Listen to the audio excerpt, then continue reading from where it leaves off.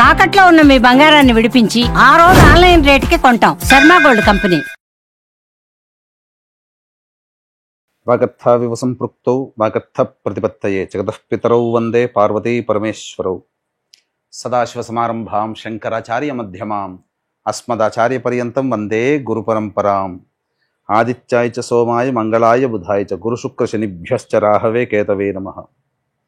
శృంగేరి జగద్గురు పీఠాధిపతులకి, కంచి పీఠాధిపతులకి నమస్కారములు తెలియజేసుకుంటూ కార్యక్రమాన్ని ప్రారంభిద్దాం. ఈ మార్చి నెల 16వ తారీఖు నుంచి 31వ తారీఖు వరకు 12 రాశులలో జన్మించినటువంటి వారికి ఏ విధంగా ఉండబోతుందో తెలుసుకునే ప్రయత్నం చేద్దాం. ముఖ్యంగా ఈ యొక్క గురువు వృషభ రాశిలో సంచారము, కుజుడు మిథున రాశిలో స్తంభించి సంచారము, అలాగే కేతువు కన్యా రాశిలో, మరియు శని భగవానుల వారు కుంభరాశిలో సంచారము. ఇక 12వ రాశి అయినటువంటి మీనరాశిలో శుక్రుడు, రాహువు, రవి, బుధుని యొక్క సంచార ప్రభావం వెరసి ఈ 12 రాశుల మీద ఈ నవగ్రహాల యొక్క ప్రభావం ఏ విధంగా ఉండబోతుంది, అలాగే మనము దైనందినటువంటి జీవితంలో భాగంగా 16వ తారీఖు నుంచి 31వ తారీఖు వరకు మంచి రోజులు ఏంటి, చెడ్డ రోజులు ఏంటి, ఏ రోజుల్లో ఖర్చు ఎక్కువగా ఉంటుంది, ఏ రోజుల్లో ఆదాయం ఎక్కువగా ఉంటుంది, ఏ రోజుల్లో అనుకున్నటువంటి పనులు పూర్తి చేసుకోగలుగుతారనే విషయాల గురించి క్లుప్తంగా తెలియజేసే ప్రయత్నం చేస్తాను. వీక్షించండి. ద్వాదశ రాశులలో భాగంగా మార్చి 16వ తారీఖు నుంచి 31వ తారీఖు వరకు ధనుస్సు రాశిలో జన్మించినటువంటి వారికి ఏ విధంగా ఉండబోతుందో తెలుసుకునే ప్రయత్నం చేద్దాం. ముఖ్యంగా ఈ యొక్క ధనుస్సు రాశిలో జన్మించినటువంటి వారికి గురువు అనుకూలంగా ఉన్నటువంటి సమయం. అంటే ప్రధానంగా గురువు ఎందుకు అనుకూలంగా ఉండబోతున్నాడు అంటే, భవిష్యత్ ఉగాది తర్వాత అంతా కూడా గురు మార్పు జరగబోతుంది, మంచి స్థితిగతులు అనేటువంటివి ఏర్పడబోతున్నాయి. అలాగే ఇక ధనుస్సు రాశి వారికి ఏంటి సంబంధించినటువంటి సమస్యలు ఏంటి అని అంటే, ముఖ్యంగా ఇప్పటి వరకు అనుకూలంగా ఉన్నటువంటి శని భగవానుల వారు ఇక 29వ తారీఖు నుంచి అర్ధాష్టమ శని దోషాన్ని కలగజేస్తున్నారు. తద్వారా కొన్ని ఇబ్బందికర పరిస్థితులు అనేటువంటివి ధనుస్సు రాశి వారు ఎదుర్కోక తప్పదు. పైగా షష్టగ్రహ కూటమి కూడా ఈ యొక్క ధనుస్సు రాశి వారికి తీవ్రమైనటువంటి ప్రభావాన్ని చూపబోతుంది. కాబట్టి జాగ్రత్తలు పాటించండి.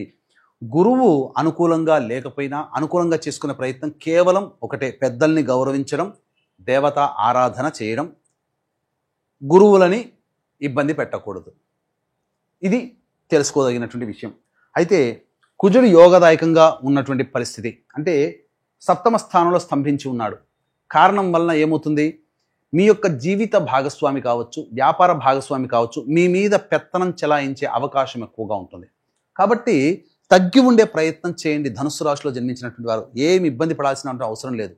అయితే ఏ రంగాలలో ఉన్నటువంటి వాళ్ళకి బాగుంటుంది అని అంటే, బొటిక్ మరియు బ్యూటీ పార్లర్, అలాగే సౌందర్య సాధనాలు, సౌందర్య ఉత్పత్తులు, అలాగే ఈ సంబంధించినటువంటి రెడీమేడ్ క్లాత్ షోరూమ్, వస్త్రానికి సంబంధించినటువంటి వ్యాపారాల్లో ఉన్నటువంటి వాళ్ళందరికీ కూడాను యోగదాయకంగా ఉంటుంది. మిగతా ఏ రంగంలో ఉన్నటువంటి వాళ్ళకి కూడా కాలం కలిసి రాదు.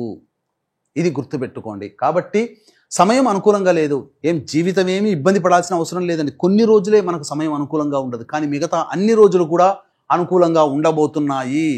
కాబట్టి సంయమనం పాటించే ప్రయత్నం చేయండి. పెద్ద పెద్ద నిర్ణయాలు తీసుకోకుండా ఉండడమే చాలా మేలనేటువంటి విషయాన్ని గమనించుకోవాలి. ఇది మీరు చేయాల్సినటువంటి స్థితి. ఇక చూసుకున్నట్లయితే ప్రధానంగా ఈ సంబంధించినటువంటి ధనుస్సు రాశిలో జన్మించినటువంటి వారికి ప్రధానంగా స్త్రీలకి ముఖ్యంగా మంచి అవకాశాలు లభిస్తాయి. వ్యాపార రంగంలో ఉన్నటువంటి వాళ్ళకైతే మంచి స్థితిగతులు కలుగుతాయి.